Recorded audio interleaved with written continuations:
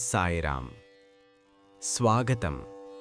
ధుని ధ్వని 41వ ఎపిసోడ్కు. ఈరోజు సాయిబాబా మనకు నేర్పిన అత్యంత లోతైన సాధన గురించి తెలుసుకుందాం. అంతర్ముఖత, బాబాను లోపల అనుభవించే సాధన. భక్తి మార్గంలో మన దృష్టి మొదట బయటకుంటుంది.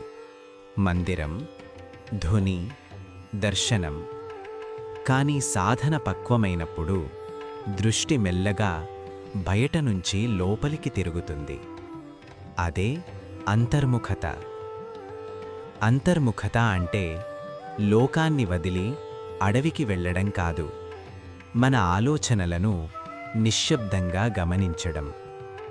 ప్రశ్నల కోసం బయట తిరగడం కాదు, సమాధానాల కోసం మనసులోకి రావడం. సాయిబాబా చెబుతారు, నేను నీ హృదయంలోనే ఉన్నాను, నన్ను బయట వెతకవద్దు. బాబాను చూడాలంటే కళ్ళు తెరవాల్సిన పనిలేదు, మనసు తెరవాలి. సాయి సచ్చరిత్రలో ఒక భక్తుడు బాబానడిగాడు, బాబా, నిన్ను ఎక్కడ చూడాలి? బాబా మాటలతో సమాధానమివ్వలేదు. కేవలం ఆ భక్తుడి హృదయంపై మృదువుగా చెయ్యి పెట్టారు.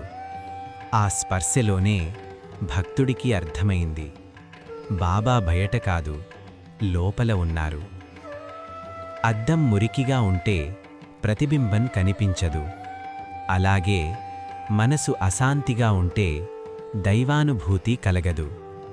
మనసు శుభ్రపడినప్పుడు, నిశ్శబ్దమైనప్పుడు బాబా స్వయంగా దర్శనమిస్తారు.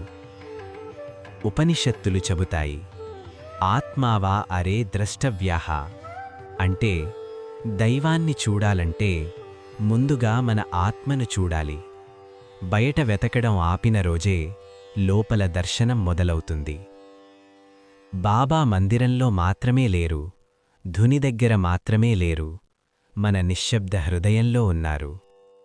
ఈ రోజు నుంచి కొంతసేపు నిశ్శబ్దంగా కూర్చోండి. ఏమీ అడగకండి, ఏమీ కోరకండి. కేవలం బాబాను లోపల అనుభవించండి. అదే నిజమైన సాయి సాధన. ఓం సాయిరామ్.